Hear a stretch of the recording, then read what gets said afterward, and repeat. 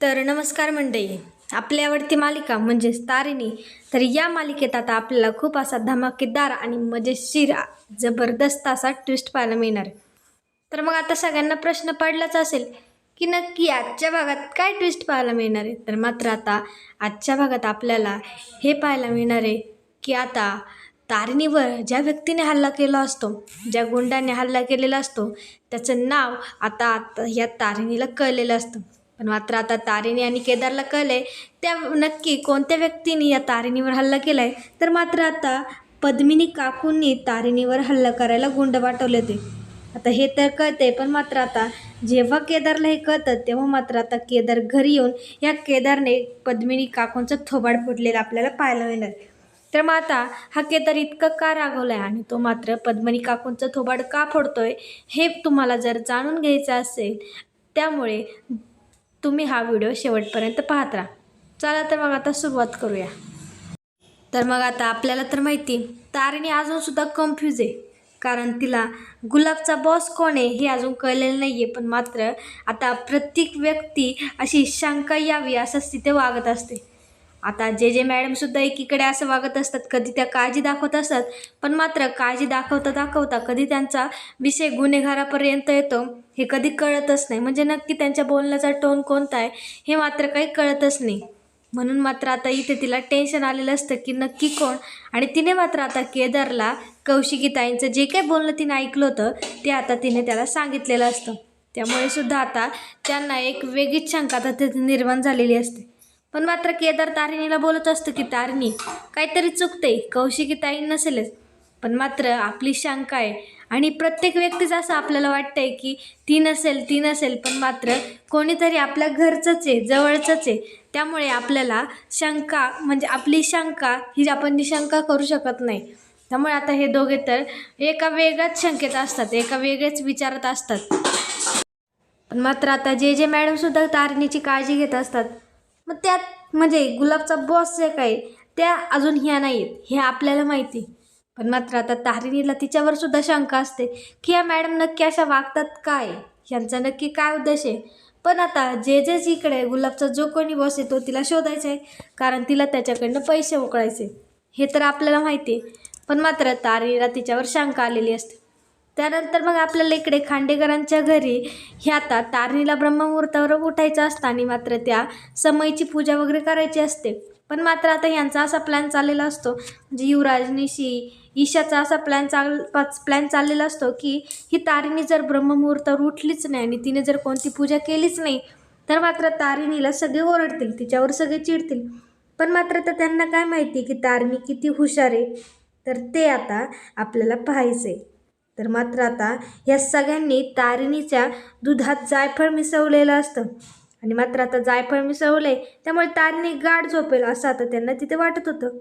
पण मात्र आता ही तारिणी उठलेली असते आणि मात्र आता 3:30 वाजलेले असतात आणि मात्र आता या निशीचा प्लॅन सुरू झालेला असतो. आता ती 3:30 4:30 वाजता बाहेर येते आणि मात्र आता तारिणी तिथे अजूनपर्यंत आलेली नसते, कारण तारिणीने जायफळाचं दूध पिलेलं असतं. त्यामुळे मात्र ती काही लवकर उठलेली नसते. पण मात्र आता इकडे निशींनी सगळ्यांनाच बोलवलेलं होतं, म्हणजे इथं पद्मिनी काकू, चेतना काकू, निशी, ईशा हे सगळेच आलेले असतात. कौशिकीताईला सुद्धा या निशीने उठवलेलं असतं. त्यामुळे सगळेच आलेले असतात. पण अजून 5ला 15 मिनिटे असतात आणि तेव्हाच मात्र आता तारिणी तयार होऊन आलेली असते आणि मात्र आता इकडे निशीचा प्लॅन फ्लॉप झालेला असतो, कारण अजून ब्रह्ममुहूर्त संपायला वेळ असतो आणि मात्र आता तारिणी आलेली आहे आणि तारिणी आता पूजा करणार आहे. त्यामुळे आता ह्यांचा प्लॅन तर फसलेला असतो आणि सगळ्यांसमोर आता सगळ्यांदेखत ही निशी आता पुन्हा एकदा तोंडावर पडलेली असते. त्यामुळे चांगलीच आता कौशिकी तिला ओरडलेली असते आणि मात्र आता सगळेजण त्यांच्या खोलीत जाऊन झोपायला गेलेले असतात. पण मात्र आता निशी विचार करत असते की तारिणी कशी काय उठली. पण मात्र आता तारिणीसुद्धा हुशार होती. नंतर मग आता आपल्याला इकडे तारिणी आणि केदार हे पुन्हा एकदा आश्रमात गेलेले असतात. आता ते आश्रमात गेलेले असतात कारण त्यांचं काम असतं नक्की ह्या टेक्नोकडे काम असतं, कारण युवराजला कॉल आलेला होता आणि तो अजून व्हॉईस म्हणजे मॅच झालेला नसतो. तर नक्की कोणाचा व्हॉईस आहे हे अजून कोणालाच कळलेलं नसतं. त्यामुळे त्याच माहिती घेण्यासाठी आता हे दोघे तिथे गेलेले असतात आणि तिथे गेल्यानंतर आता ते मात्र फुलं घ्यायला जेव्हा आलेली होती तेव्हा मात्र आता या तारिणीवर गुंडांनी हल्ला केलेला होता. आणि मात्र तारिणीने त्या गुंडाचा हातसुद्धा पकडलेला होता. आणि मात्र आता तारिणी पोलीस आहे हे आपल्याला माहितीच आहे. आणि मात्र आता तिने पोलिसांची टेक्निक वापरून त्या गुंडापासून तिने बचाव केलेला होता. पण मात्र आता तारिणी आणि केदार त्या गुंडाला विचारतात की तुला कोणी पाठवलं म्हणून, सांग त्याचं नाव. आणि त्याचा चांगलाच पळ काढलेला होता. आणि मात्र आता तारिणी त्या त्या त्या गुंडाला घेऊन आता त्यांच्या तिथे म्हणजे त्यांच्या लोकेशनवर त्या आश्रमाच्या तिथे आलेली होती, त्यांच्या टीमकडे आलेली होती. आणि तिथे मात्र आता त्या तारिणीने बेदम त्या गुंडाची हाणामारी केलेली होती. आणि मात्र त्याच्या तोंडून वधवून घेतलं की नक्की याला कोणी पाठवले. आणि त्या गुंडांनी आता नाव सांगितलेलं असतं पद्मिनी खांडेकरांनी. तर मात्र आता पद्मिनीचा फोटोसुद्धा दाखवलेला असतो. आणि त्या गुंडांनी आता सांगितलेलं असतं की ह्यांनी आम्हाला तुम्हाला मारायला पाठवलं होतं. तर मग आता तारिणी आणि केदारला धक्का बसतो की काय, पद्मिनी काकूंचा मला मारण्यामागे काय उद्देश आहे, त्यांना मला का मारून टाकायचं आहे, असा सुद्धा आता प्रश्न इथे तारिणीला पडलेला होता.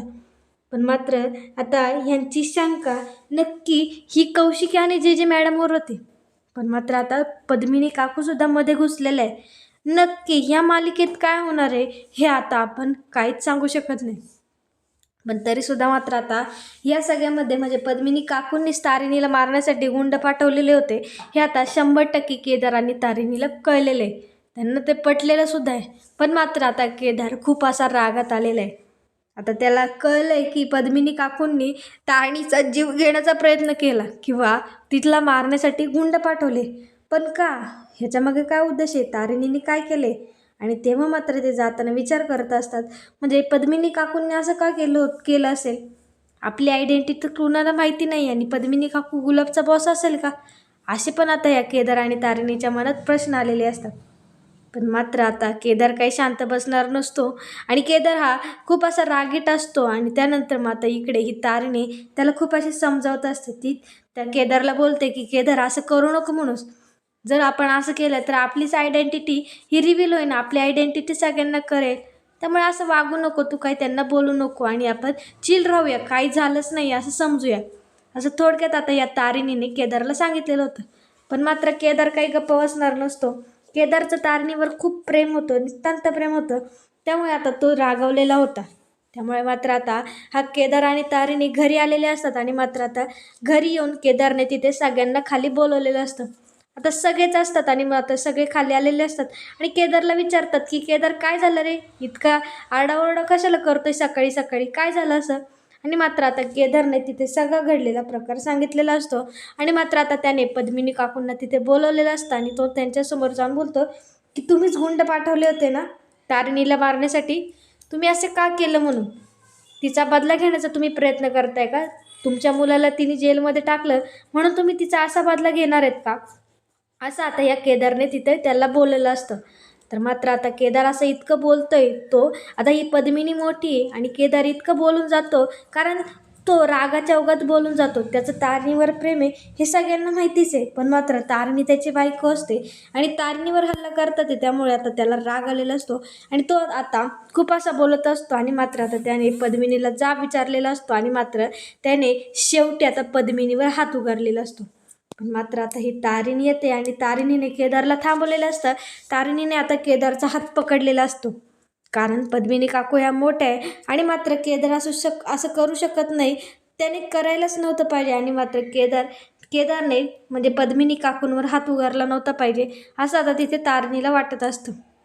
त्यामुळे तारिणी केदारला बोलते, केदार तुला काही कळते का, तू काय करतोयस, त्या मोठ्या आहेत आपल्यापेक्षा, तू त्यांच्यावर का हात उचलतोयस, तुला कळते का काय, आपण जरी लहान असलो तरी मात्र आपण बरोबर आहे आणि ह्या चुकीची शिक्षा तू नाही त्यांना देऊ शकत आणि द्यायचीच आहे तर मात्र त्यांच्यावर हात वगैरे तू उचलू नाही शकत, तुला काय बोलायचं ते बोल पण हात नको उगारूस, असं म्हणजे आता तारिणीनेच केदारला तिथे अडवलेलं होतं. पण मात्र आता पद्मिनी काही लवकर गुन्हा कबूल करत नाही की हो बाबा मीच या तारिणीला मारायला पाठवलं होतं, असं सुद्धा तर ती बोलत नाही. त्यामुळे आता जे काही म्हणजे तारिणी रेकॉर्डिंग केलेली होती तो गुंड खरं काही सांगतोय हे मात्र आता ती रेकॉर्डिंग आता इथं केदारने सगळ्यांना दाखवलेली होती. केदार आता तिथे बोलतो की तुम्हाला असं वाटतंय ना आम्ही खोटं बोलतोय, तो गुंड काय बोलला ते बघा म्हणून. आणि मात्र आता तारिणीने जो व्हिडिओ काढलेला होता तो आता तिथे सगळ्यांना त्यांनी दाखवलेला होता. आणि मात्र केदार बोलतो की हा गुंड बोलतोय ते तर खरं आहे ना, आम्ही कशाला खोटं सांगू. आणि तारिणीवर हल्ला झालाय, तिला थोडं खरचटलं सुद्धा आहे त्या हाणामारीत, पण मी होतं म्हणून तारिणी वाचली, नाही तर तारिणीचं काय झालं असतं. तुम्हाला कळते का तुम्ही काय केले? तुम्ही तिच्या जीवाशी का खेळताय? तुम्ही असं का केलं? तुमचा हे सगळं करण्यामागं काय येतोय हे सुद्धा आता केदारने स्पष्टपणे तिथे त्याला विचारले, म्हणजे त्यांना विचारलेलं होतं.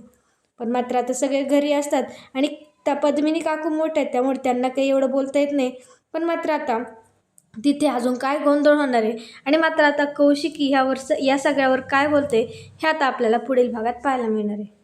त्यामुळे आता ह्या केदार आणि तारिणीला तर कळले हल्ला जो केला होता तो आता पद्मिनी काकूंनी केला होता.